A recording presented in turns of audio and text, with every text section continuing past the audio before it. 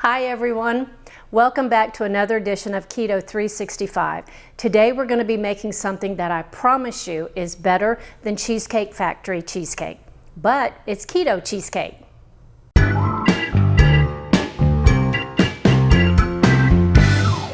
My name is Donna and welcome back to my kitchen. Thank you for joining up with me to find foods that taste great, they're simple to make, and they're keto friendly. Now if you enjoy this video, be sure and like it and hit the subscribe button down below.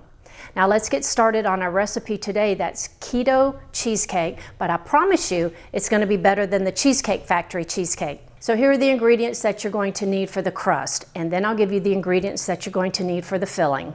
6 tablespoons of unsalted butter. You've melted it and let it cool down. 1 1/4 cup almond flour.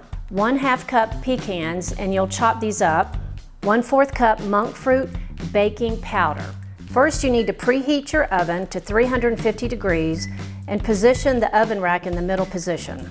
Now the extra butter that you have, you need to generously butter the bottom and the sides of either a regular cake pan if you want to use that, or I use a springform pan. Using your food processor, I like to chop the pecans first.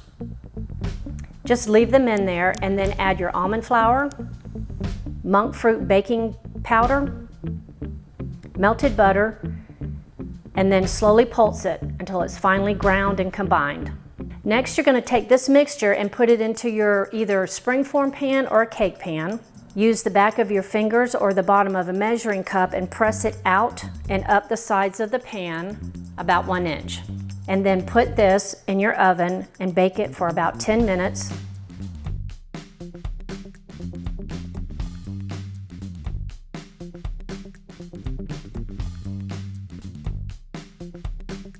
And let it cool completely afterwards.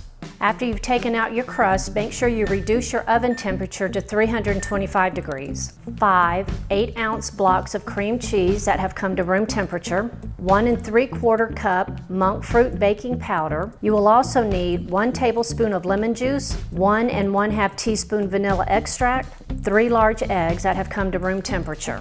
Now you can use your handheld mixer or a stand mixer, the monk fruit, and add the cream cheese, lemon juice, vanilla, and make sure you time to beat all of these ingredients until they're nice and smooth. Then add the eggs one at a time, incorporating them thoroughly. Scrape this filling mixture into your springform pan.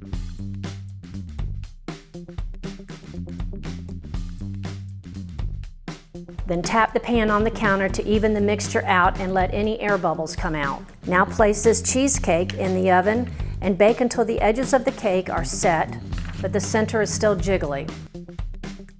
This is going to take about 50 minutes.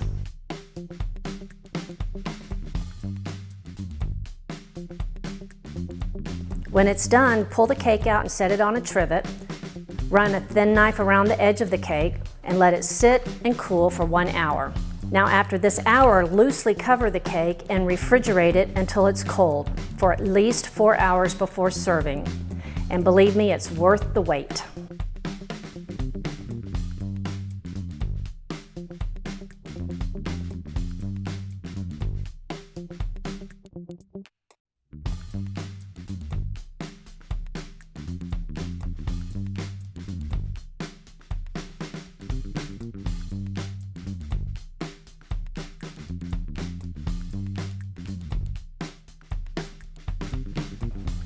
Okay, we're back. I've actually let this cheesecake sit in the refrigerator overnight.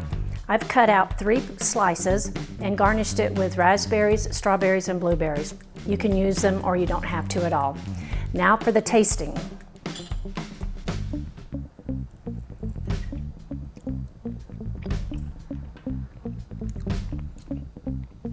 Guys, this truly is better, in my opinion, better than the Cheesecake Factory cheesecake. It's rich, it's very smooth because we use the monk fruit baking powder, not grainy at all. It's rich, and you can eat it without any of the guilt. I want to thank you again for joining me for another edition of Keto 365. I hope you're going to enjoy making this recipe and eating it and sharing it with your family and friends as much as I've enjoyed sharing it with you. If you like this recipe, be sure and like the video and hit the subscribe button down below. I hope to see you again for another easy and tasty recipe with Keto 365. Until then, bye for now.